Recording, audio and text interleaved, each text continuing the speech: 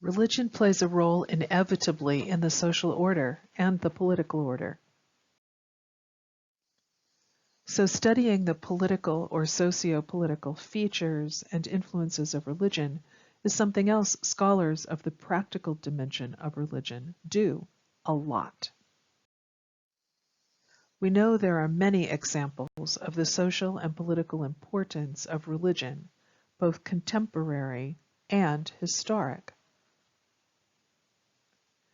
My goal here is to lay out a simple but versatile framework for thinking about all the examples we'll continue to run across.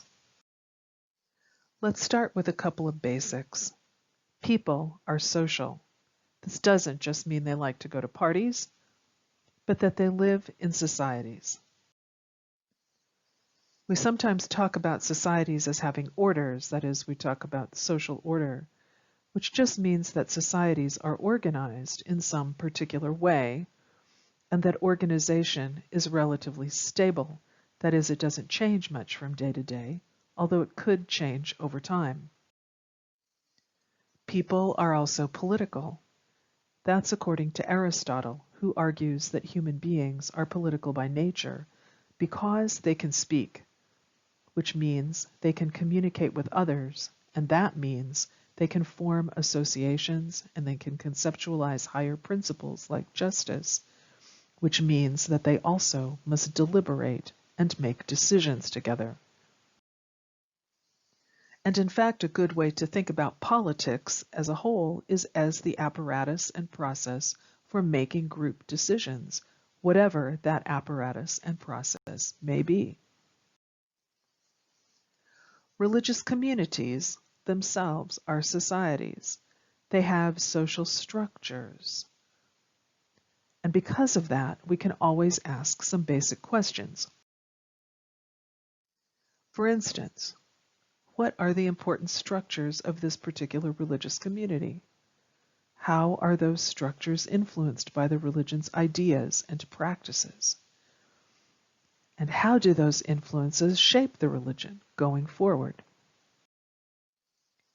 Similarly, all religious communities have to make decisions from time to time, and that means they have to have some polity or arrangements and some political life. So we can always ask some basic political questions about a religion. What are the important arrangements for decision making? What's the apparatus for making those decisions?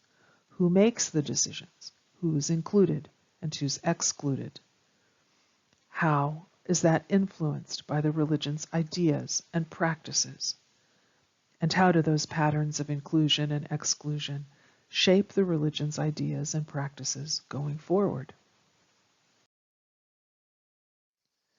Religions aren't just societies, but they're embedded in a larger social context. So we're always interested in how this religious organization plays a role within that larger context. We can ask ourselves basic contextual questions, like what role does religious thought, practice, and social order play in the society? What other ideas and practices play a role? And how does that shape the religion as it goes forward? Similarly, religions are always embedded in a political context. So we can ask some basic political questions, like who makes the decisions in that larger context? What religious ideas, practices, and institutions influence those decisions? And how do those influences affect the religion going forward?